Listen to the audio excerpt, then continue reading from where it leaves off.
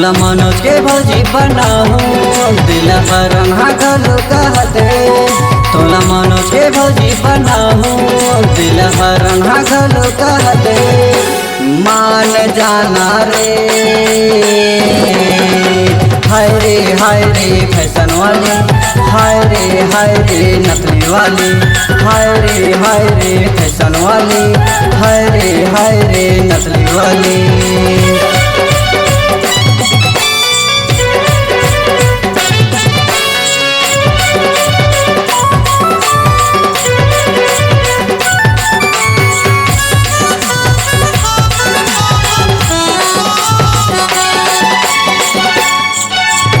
दाई दादा के बहू बनवे प्रदीप के चाची। मामी कहत आई डोंगर के भांजी।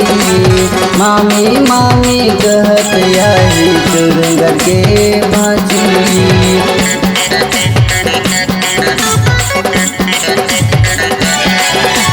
दाई दादा के बहू बनवे प्रदीप के चाची। मामी कहत आई डोंगर के भांजी। मामी कहत आई डोंगर के भांजी। अरे मान जाना रे हाय रे फैशन वाली, हाय रे नकली वाली, हाय रे फैशन वाली, हाय रे नकली वाली।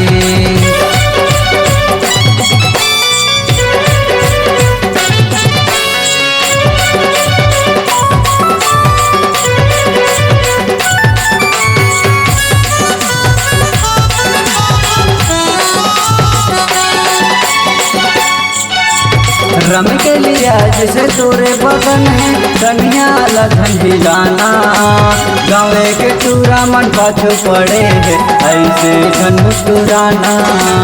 गाँव के टूरा मन पाछो पड़े है ऐसे घन मुस्कुराना।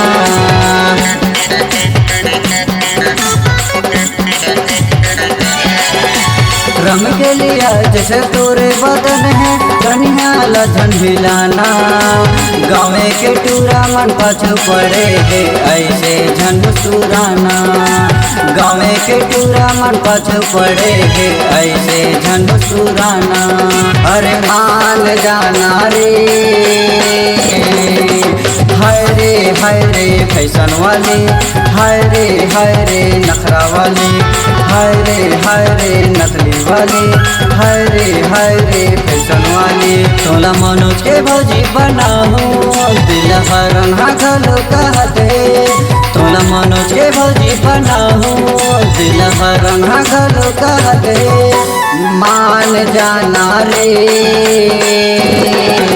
हाय रे फैशन वाली, हाय रे नखरा वाली, हाय रे स्कूल वाली, हाय रे कॉलेज वाली, हाय रे नकली वाली, हाय रे फैशन वाली, हाय रे स्कूल वाली, हाय रे नकली वाली, हाय रे नखरा वाली।